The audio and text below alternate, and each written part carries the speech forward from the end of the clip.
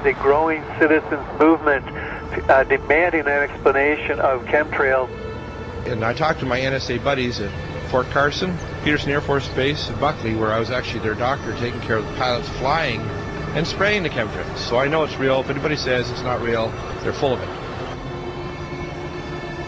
It's not the same as conducting some localized test for some defensive project. This is open air operations. It's not a test. This thing is in place.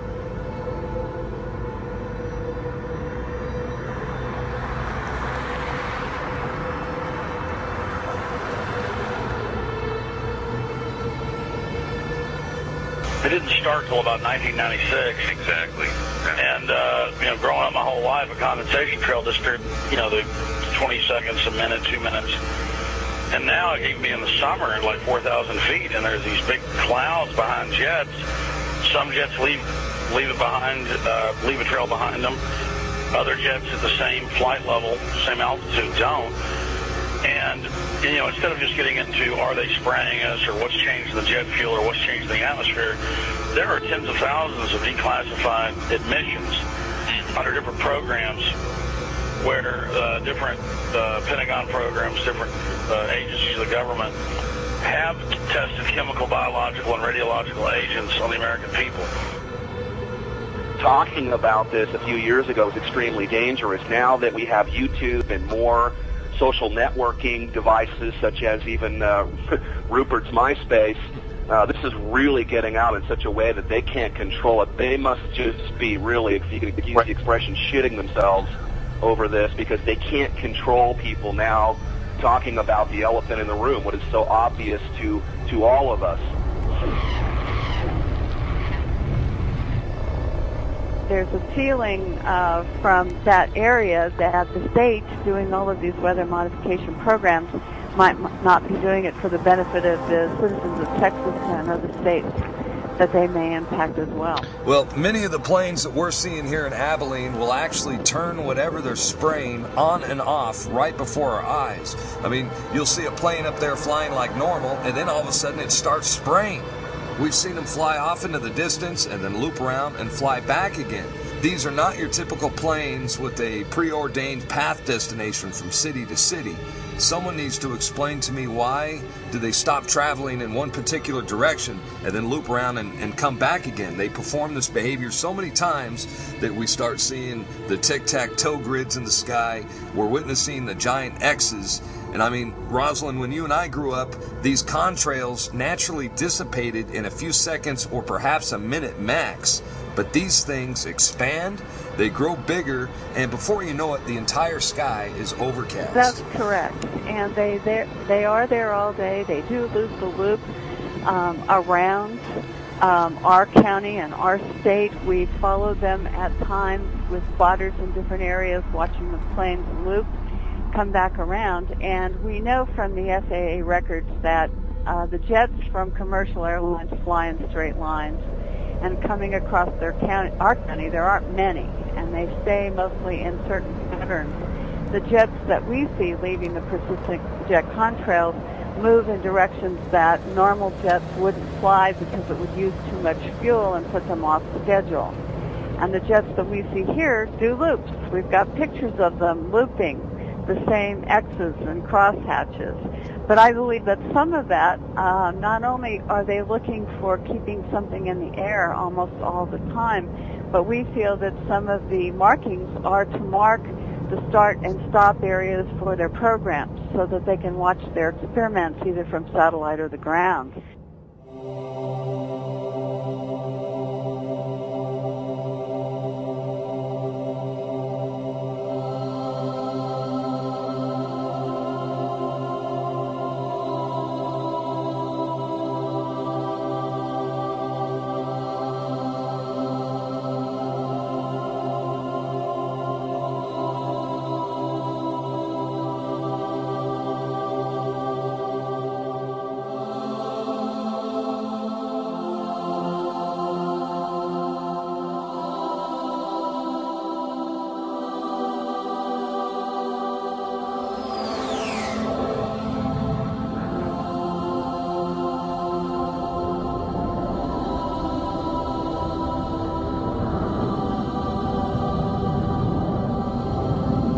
Why do they want to keep this quiet? Why aren't they talking about this? Why don't they want us talking about it? And you can only come to the conclusion that they're hiding something. Now, do you believe that this is a full-scale secret operation that includes not only the U.S. but Europe and the rest of the world?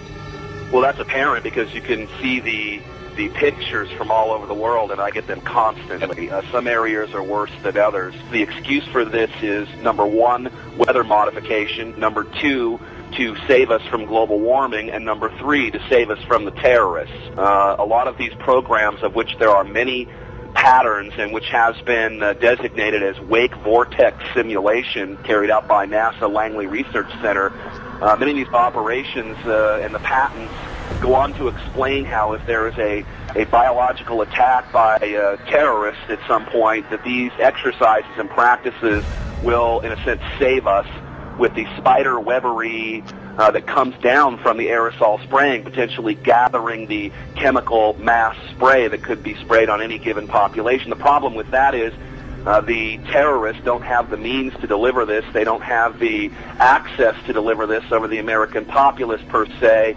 And the only people who have been doing this, that is biological experiments on the American people, is the military themselves, which has been admitted from everything from Operation Shad to the spraying that happened in San Francisco, I believe back in the 60s and the 70s, that literally killed people.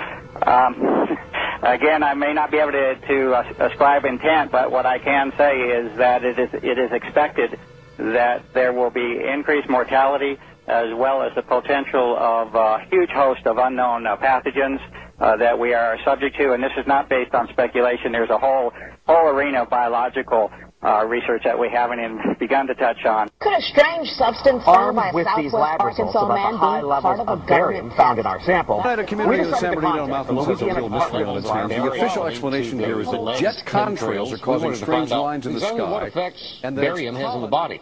Short-term exposure can lead to anything from stomach to chest pains.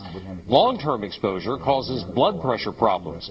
Ryan addressed concerns by chemtrail researchers that barium could be meant to wear down a person's immune system. We're talking about dominating our air supply without the human consent in a way that is difficult for many of us certainly to conceive, and certainly many of us refuse to accept it even in the light of sufficient and overwhelming evidence.